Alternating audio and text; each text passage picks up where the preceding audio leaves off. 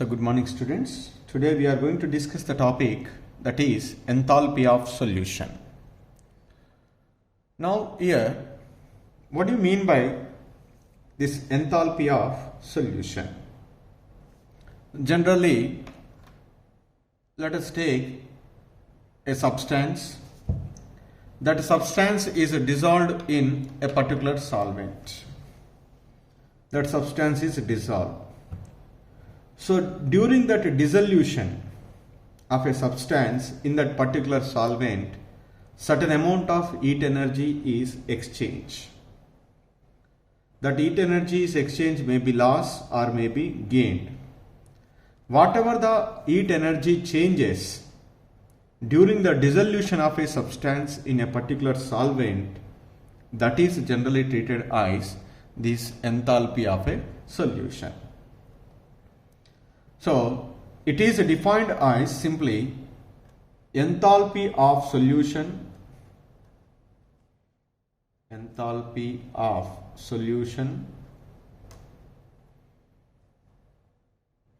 of a substance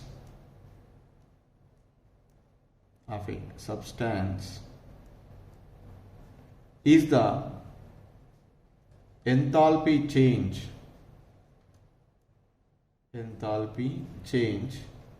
when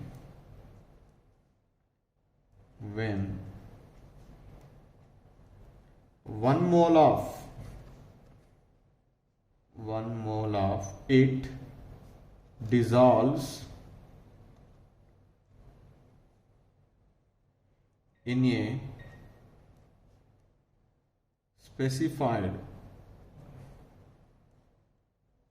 amount of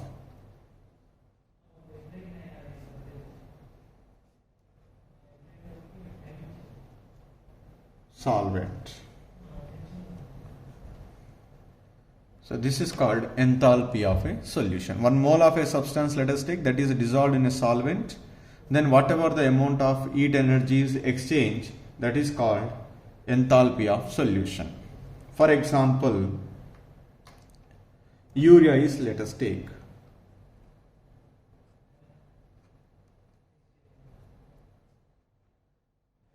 is dissolved in the water. Then urea is dissolves and during this process certain amount of heat energy is exchanged, that is delta H is we called as here delta H solution, delta H naught solution, SOLN subscript. Here the value of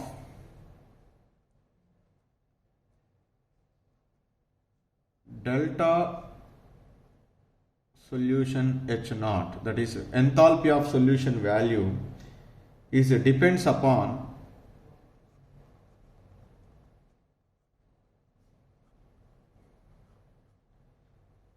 final concentration of solute, final concentration of solute in the solution. So suppose let us take certain substance. That substance is dissolved in certain amount of a solvent. It is dissolved. If you are continuously added the solvent to that substance, every time certain amount of heat energy is exchanges. Like that dilution process is continuous. Definitely at a particular stage, whatever the amount of solvent is added to that substance, there is no change in heat is observed. So that stage, okay, whatever the amount of heat energy is exchanged, that is called enthalpy of solution at infinite dilution. That means if the solvent is in large excess, that is I write here, if the solvent is in a large excess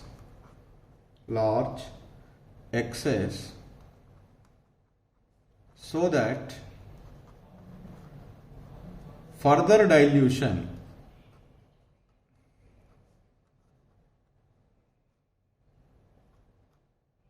does not change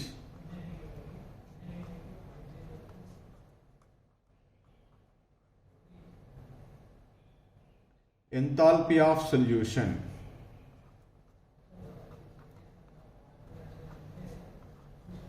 Enthalpy of solution.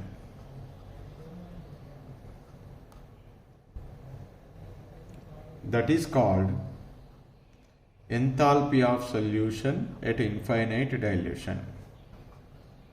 Enthalpy of solution at infinite dilution. That means at infinite dilution. That means whenever you take that excess quantity of a solvent, in that if you dissolve the substance that is dissolved, certain amount of heat energy is exchanged. After that also you can add some more amount of a salt, there is no change in heat.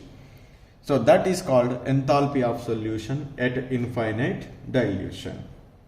Because at infinite dilution the interaction between the ions, that solute molecules, is become negligible because the solvent is more. All the solute particles are trying to interact with the solvent particles. Between the solute and solute particle, the interactions are almost will be negligible at infinite dilution. That's why even further dilution there is no change in heat of a reaction or heat of that process. That's why that stage we called enthalpy of a solution at infinite dilution. Here for example, let us take some more examples for enthalpy of solution. Ammonium chloride is there. Whenever this ammonium chloride solid is dissolved in water, aqueous, then we get NH4Cl aqueous. Here the amount of heat energy is exchanged, that is called enthalpy of solution, that is equal to plus 16.4 kilojoule per mole. This is the amount of heat energy is exchanges. Here I would like to say the three important points. It might be the observations from all the salts whenever dissolved in different solvents, especially in water. Certain salts which form hydrates, certain salts which do not form hydrates.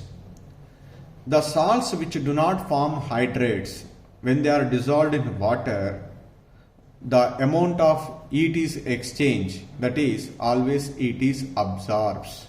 That is the delta H solution, the enthalpy of a solution is always said to be positive. So now the statement is very clear here. The salts which do not form hydrates,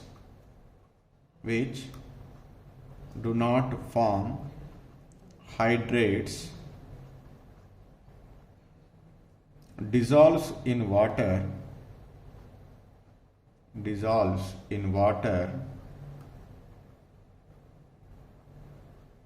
with the absorption of heat.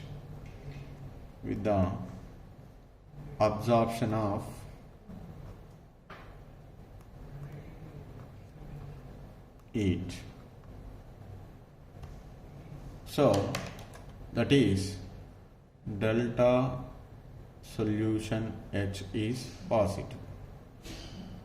For example, sodium chloride is there. This is sodium chloride solid, NaCl solid, so do not form any hydride. NaCl solid is dissolved in water, then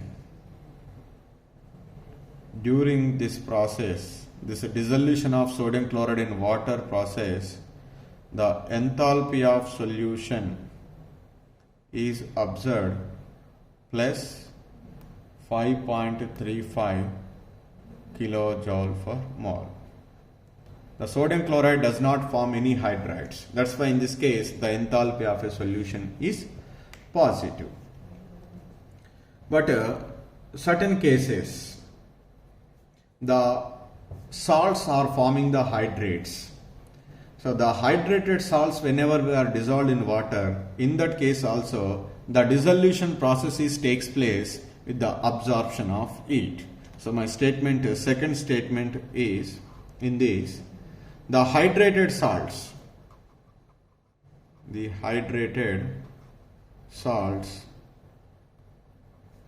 also dissolves in water,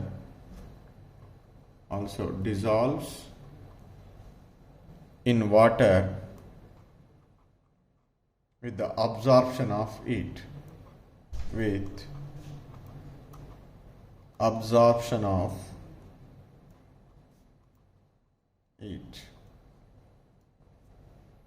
So now the best example for that one is copper sulfate 5H2O. The copper sulfate is forming the hydrates CuSO4 5H2O. This is the copper sulfate pentahydrate. Whenever it is dissolved in water, then we get copper sulfate 5H2O aqueous. So during this process, the enthalpy of solution is always positive, that is plus 11.7 kilojoules. So here also is a endothermic. The third point from this one is, so let us take a salt that is forming the hydrates. After that it is further dissolved, then it is completely undergo infinite dilution, but finally the enthalpy of solution in that process is exothermic. That is, I write the statement here: the anhydrous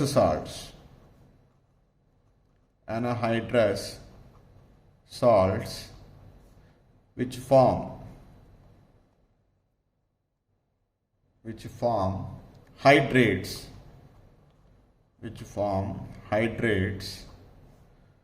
dissolves in water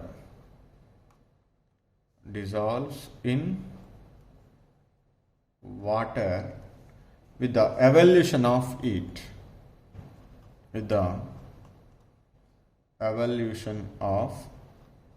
heat. For example, let us take copper sulfate that is forming the hydrates CuSO4. That CuSO4, first by dissolving in water it will form pentahydrate. After that further dissolution it can endothermic, then further dilution, finally during this entire process, so that is an exothermic. Copper sulfate is dissolved in water, we get copper sulfate 5H2O. In that case CuSO4 5H2O.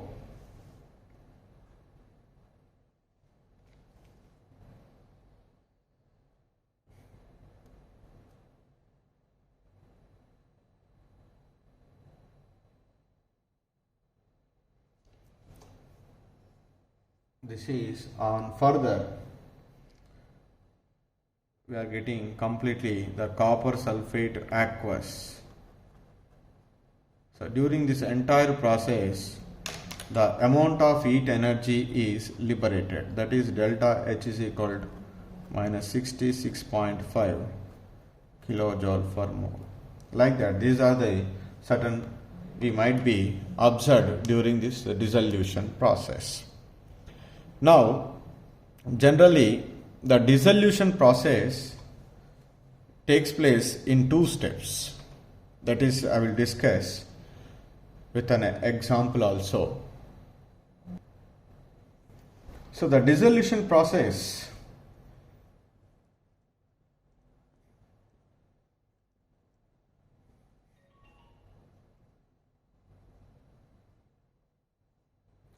So takes place in the following steps. In the following steps. So the step 1. In that first, whatever the salt we are taking, that solid salt is converted into ions in gaseous state. So during this solid is converted into ions in gaseous state, so whatever the amount of energy is liberated, that is called enthalpy, lattice enthalpy. This is. So for example, let us take a solid AB. AB is a solid that is split up into two ions, A plus and B minus. Both are split up into gaseous state ions. Then during this one, whatever the amount of energy is exchanged, that is called lattice enthalpy. That is the first step. In step 2,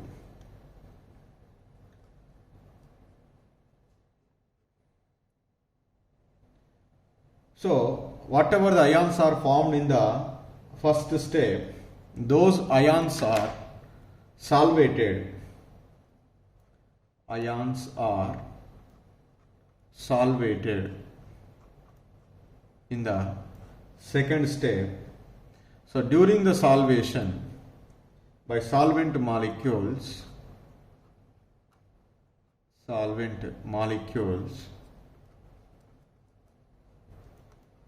so heat energy is liberated, heat is released.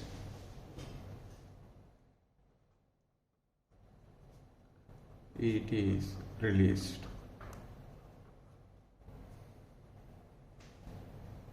So this process is called hydration enthalpy. Whatever the amount of heat is released, that is called enthalpy of hydration, HYD. If it is a water, I write HYD. That is called enthalpy of hydration. It is called enthalpy of hydration.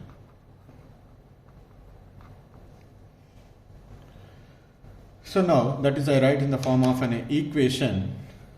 A plus gas plus B minus gas plus n moles of water gives rise to A plus aqueous plus B minus aqueous. So during this process, certain amount of heat energy is exchanged, that is called enthalpy, standard enthalpy of hydration. So now this is, I write in simply in the AB is a solid. I write simple diagram. AB solid, that is converted directly into A plus aqueous plus B minus aqueous. This is called enthalpy of solution. Enthalpy of solution. This is takes place in first step and in the second step. In the first step, they are converted into or split up that solid into its gaseous ions. For this one, whatever the amount of energy is liberated, that is called lattice enthalpy, delta H naught.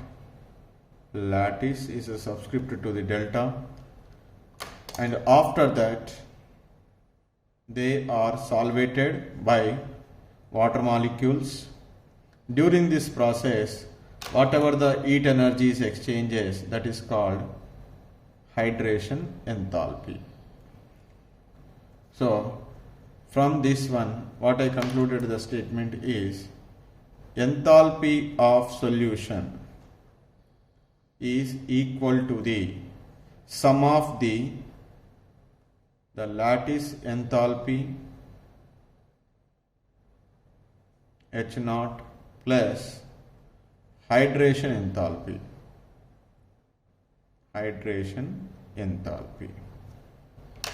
So, this is a statement. So, enthalpy of a solution, diluted solution, can be expressed as sum of the lattice enthalpy and enthalpy of hydration of a compound. So, here I would like to give certain important points on this one. This might be useful to answer such questions, conceptual questions. The first one is for ionic compounds.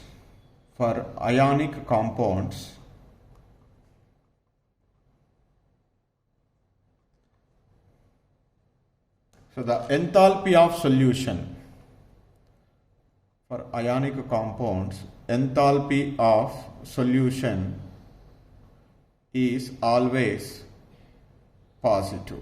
This is for most, not for all. Okay, but most of the ionic compounds, the enthalpy of solution is positive. That is, you know very well, positive means endothermic.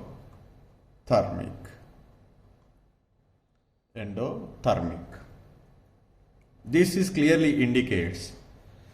So, with the increasing the temperature, with the supplying amount of heat, the ionic compounds are highly soluble. That's why the solubility of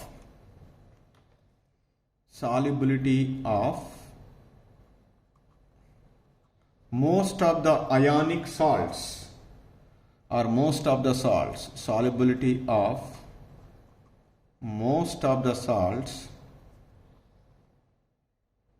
increases with temperature increases. The temperature is increases, the solubility is also increases, because we are observed in most of the ionic compound the delta H solution is positive. That is clearly indicates. So when we are supplying the energy, more amount of the dissolution takes place. And we can also say the another important statement is here the solubility of a compound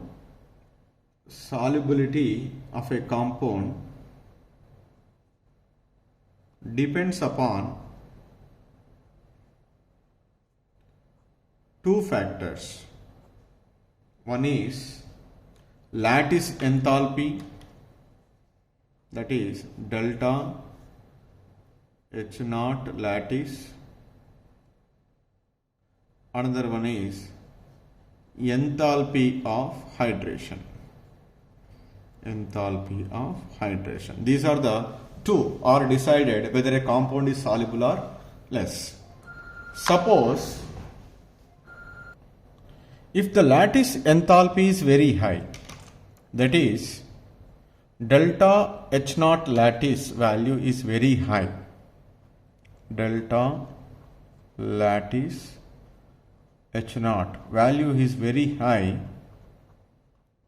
this is clearly indicates the very first step.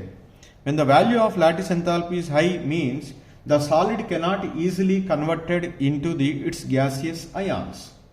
So that's why this process will be takes place very slowly, or it might not be occurred. That is depends upon the lattice enthalpy which is involved for the conversion of a solid into gaseous ions. So whenever the lattice enthalpy is very high,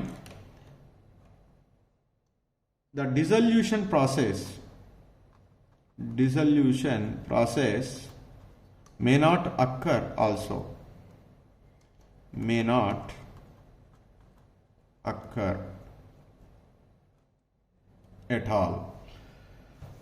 So just for example, for this one is there, fluorides are less soluble than fluorides.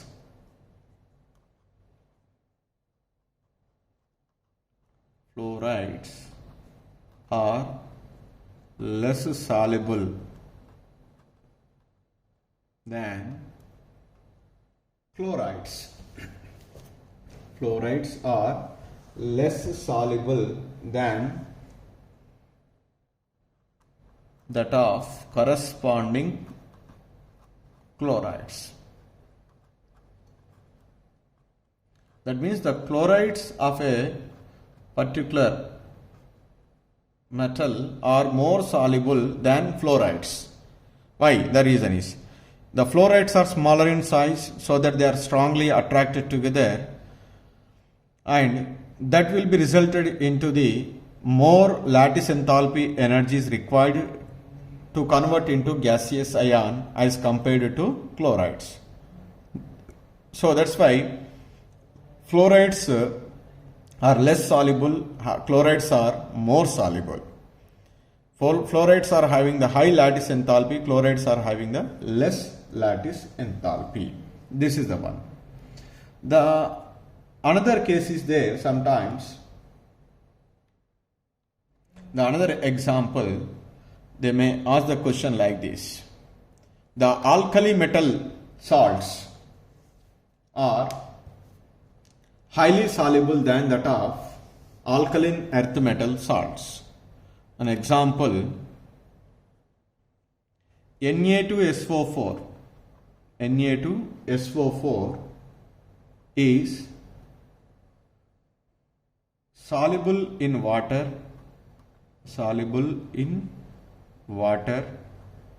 whereas barium sulfate is insoluble. Barium sulfate is insoluble. So, what is the reason for this one? Na2SO4, BaSO4. In both the cases, the sulfate is common, but sodium and here barium. When we see the lattice enthalpies of these two salts, the sodium sulfate lattice enthalpy is very, very less compared to barium sulfate. So that's why the sodium sulfate is immediately dissociated into ions. That ions are easily hydrated by water molecules. Then immediately during the hydration, energy is liberated. That energy will be utilized to the further ionization of sodium sulfate. Actually, what is the process is takes place here? You need to be remember this one. When sodium sulfate and barium sulfates are, let us take in two beakers. In the beaker already water is present. The sodium sulfate is dissolved. Immediately the total amount of these salts are not dissolved. In that, a certain quantity of salt is dissolved first. For example, let us take here sodium sulfate is dissolves very fastly compared to barium sulfate. Certain quantity only. Then sodium sulfate is converted into Na plus and SO4 minus ions. That Na plus and SO4 ions are surrounded by the water molecules. Here the two processes are takes place. Okay, the dissociated and hydrated. So during the dissociation we require certain amount of energy. That energy you are supplying, say for example, certain amount of energy you are supplying, then it is breaking. When they are hydrated, so energy is liberated. That liberated energy is again useful for the conversion of some more amount of sodium sulfate into ions. Again these ions are hydrated. Again energy is liberated. Again that energy is dissociated some more Na2SO4 ions. And that means here, because of that lattice enthalpy of sodium sulfate is less, more number of Na2SO4 ions are dissociated and they are hydrated. During that one, whatever the energy is liberated, that energy is utilized to dissolve the some more amount of Na2SO4. That's why sodium sulfate is highly soluble. But in case of barium sulfate, compared to Na2SO4, so here the lattice enthalpy is very high. So that's why they are not easily dissociated into ions, and they are not, once they are not dissociated, they are not hydrated. Once they are not hydrated, energy is not released. That energy, whatever it is released during the hydrogen, generally it is used to dissociate the some more amount of a barium sulfate. So, during their hydration, whatever the energy is released, that is not sufficient to dissociate the some more amount of barium sulfate. But whereas in sodium sulfate, whatever the energy is liberated during the hydration, that is here utilized for the dissociation of some more amount of a sodium sulfate. So that's why the sodium sulfate is highly dissolves, barium sulfate is does not soluble. So that's why here the lattice enthalpy wherever it is high, that salts never easily undergo dissociation into their ions, or they are never easily soluble in particular solvent. So here I would like to conclude the statement is, whenever the lattice enthalpy is very high, the dissolution process may not be occur. Even though the dissolution process is occurs, that is very less amount of that particular substance is undergo dissolution. The reason is simply what is that? Lattice enthalpy is very high. So this is about the dissolution or enthalpy of solution.